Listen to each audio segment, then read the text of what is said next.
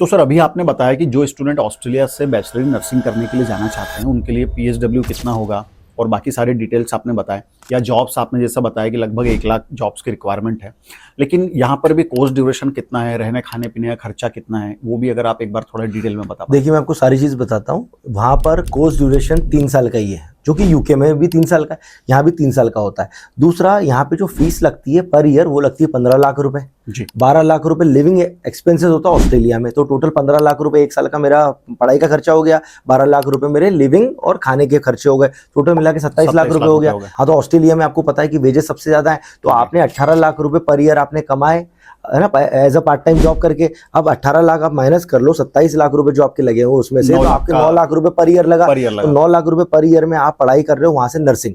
तो 3 साल के जो कोर्स है उसके लिए कितने हो गए? 27 लाख रुपए। अब 27 लाख रुपए आपने खर्चा किए। और ऑस्ट्रेलिया में जो पैकेज लगता है वो स्टूडेंट का पहले साल में लगता है 40 से 50 लाख रुपए। अपन एक एवरेज मान लेते हैं 45 लाख रुपए का पहले साल में जॉब लगा। अब आपने खर्चा कितने करे पढ़ाई पे? 27 लाख, और 45 लाख आपने पहले साल में कमाए, तो आपको कितना फायदा हुआ? 18 लाख रुपए का। तो 18 लाख रुपए पहले साल में आपने कमाए हैं वहां से पूरी पढ़ाई करने के बाद, तो पूरी पढ़ाई का आपने खर्चा भी निकाल लिया है। मतलब आरओआई सबसे बेहतर हो गया। सबसे बेहतर आरओआई हो गया। तो सर इस हिसाब से तो स्टूडेंट के लिए जैकपॉट लग गया, मतलब इतना जो पहले साल में पूरा पैसा भी रिकवर हो गया है।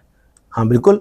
देखिए स्टूडेंट को ये पता ही नहीं है, वो फालतू में एमबीबीएस के पीछे भाग रहा है, वो नर्सिंग के पीछे भागे तो ज्यादा अच्छा है। आप ही बताओ, वो एमबीबीएस वाला स्टूडेंट है, वो 6 साल की पढ़ाई कर रहा है, जब तक इसने 3 साल की पढ़ाई करके नर्सिंग वाले ने 3 साल जॉब कर ली और वो करोड़पति पहले ही बन चुका, और इसका एमबीबीएस भी कंप्लीट नहीं हुआ अभी तक। ऐसा चलता है।